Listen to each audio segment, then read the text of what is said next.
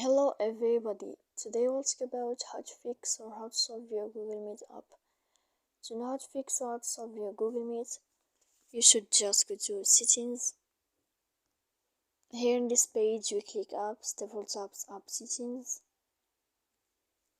Then this list will enter to the window of Google Meet. After that, in this page you will enter to force stop. Then we click OK. Here we'll enter to storage. After that we click clear cache. And in the end you can turn off your phone. You will wait a moment and you can turn on your phone again. So please don't forget to support us by like and subscribe. See you next time in another video, and thank you for your attention and your watching.